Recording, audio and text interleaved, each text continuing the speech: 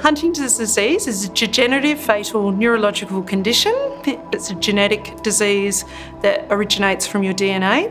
The only way that you get the disease, it's passed on to you. Either your mother or your father have to have it and they pass it on, you're born with it. It is cruel, it is fatal, it has elements of psychosis. It can end in institutionalisation. It is not known, but it is probably one of the world's most devastating diseases that will impact families. The first person in my family to have Huntington's was my pop. He passed away in 2003. At the beginning it was kind of, he just walked a bit funny, talked a bit funny, and then as it progressed, he was pretty much bedridden. He ended up in Ellison House for his end of life.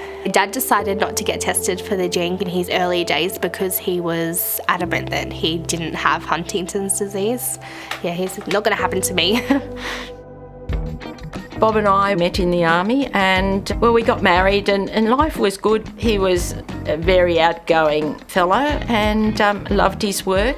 My mum Helen is a beautiful person. Growing up she was very happy and loved to have a laugh and a drink and a dance. She loved dancing. She was a beautiful ballroom dancer with my uncle Frank. When they'd get together at parties they were always on the dance floor doing their routines, so it was pretty special.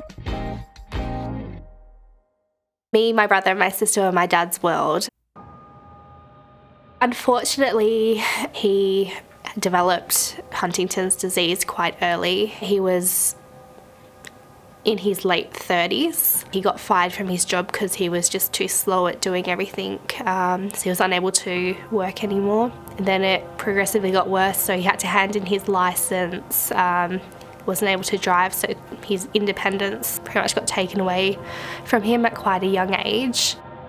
Bob and I had been married a number of years and we had our daughter Erin in 1983, and Bob started to change, behavioural changes and umpteen car accidents, always restless, couldn't sit still, he couldn't sit without moving, so didn't know what was the matter with him.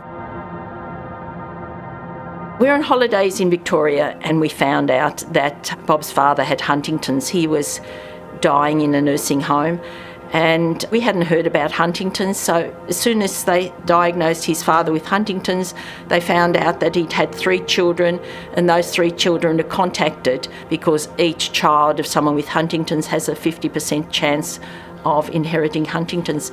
Because of the problems with my husband with his behavioural change, they didn't even have to test him to see if he had Huntington's. The neurosciences unit, they took one look at him and said, yes, he's got Huntington's. And that was it. That was the death knell, basically.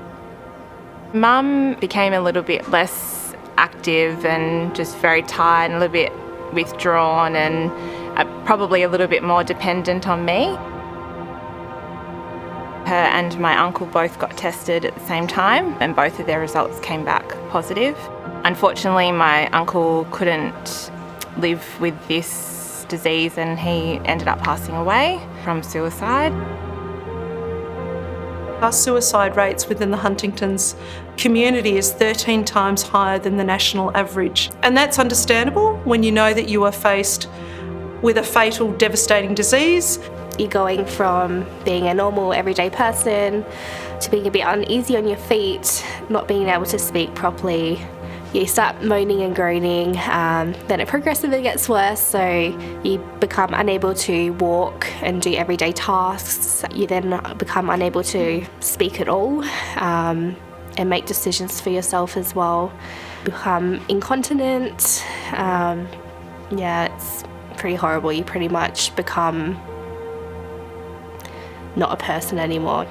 They will, through the movement disorder, progressively have to be wheelchair bound and will require 24 hours care at some stage, whether that's in the beginning or the middle or the end of their disease. We had to make that decision that she needed to be in more care and not just the care that she was getting at home. It needed to be a full-time arrangement. It was a big thing for her and the family because we watched her lose her independence, which is, very hard.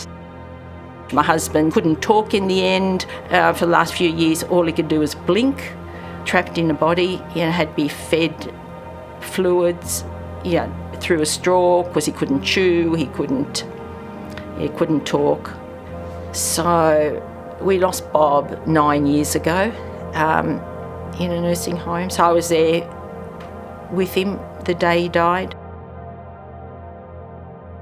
Young people in our Huntington's family have 50% chance of getting the defect gene. That does not mean if one gets it, the other two don't. It is indiscriminatory, which means it is by individual case. My pop had 3 boys, a set of twins, and then a younger boy, my father, Scott. Unfortunately, all of them ended up with the Huntington's gene. Paul unfortunately passed away going back 6 years ago from Huntington's disease. My father and Troy are both in Ellison House in later stages of Huntington's disease.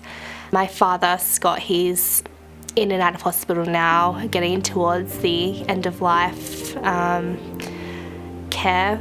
If you are in a family with Huntington's disease and you are 9, 10 and 11 and your mum or dad starts to show symptoms, the likely chance is they won't be at your wedding. The likely chance is they won't be at your university graduation. What the impact also is that these young people are watching what may potentially happen to them and how they're going to die and where they're going to end up.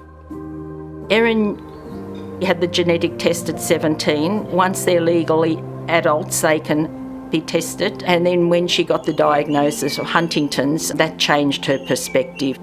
Seeing her father get worse and worse, seeing what he was going through, she really had to condense her life in 10, 15 years. She got married and had 2 children, and she loved her children.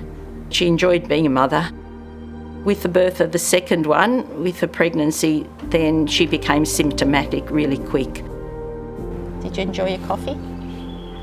She's now in a high care nursing home. She's 38 years age and she can't move. She can hardly talk. She can't feed herself. She has to be toileted and everything. So her progress through Huntington's is a lot quicker. Tyler would be about 8 now. Growing up. Erin's children don't come and visit her anymore. It was upsetting them too much.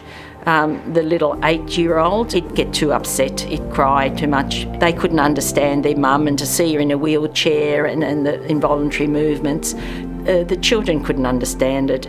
There's no cure, there's no magic pill you can take for Huntington's. Because Huntington's disease has a significant cognitive impact. They lose that ability for reasoning, making decisions years before they probably pass away from the disease, and therefore they are not able to access the assisted voluntary dying. You've got to verbally be able to say, this is it, I can't deal with it anymore. Because they can't talk, that's it, it's not an option for them. There's a few things that we can do for people that are suffering Huntington's disease. I guess, the first thing is allowing those people to have choice and control and enabling them to live their best life possible. And that's the main focus, is just quality. We just want them to be comfortable and live with dignity and try and live their lives as normal as they can. People with Huntington's, they're still people. They deserve the same care that we would expect for ourselves. We need a better facility for our families. My dad, my uncle, they've had it hard, and I think that they need this. We have 150 young people right now. 75 of those are 13 and under and are at risk, and they will require a modern, clean, well-built facility as an accommodation option for them in 20 years' time. Piara Waters is important because it'll be a built-for-purpose facility. The rooms will be big, be able to house all the equipment, rooms for them to move around in their room. There'll be windows they can look out, gardens. The environment will be much more positive, light, bright accommodation which is needed. Having a safe, clean, inviting environment would make the world of difference with their experience. It's not just a nursing home, it's their home. it would be life-changing for them. These people need support in a disease that is going to strip away every piece of their being until they are dead. They deserve the opportunity to live their best life and do it in a facility that looks amazing, that is built for their needs, that they have themselves engaged in designing, because they're not going to be here forever. So why should they not have the opportunity to live in a world-class facility?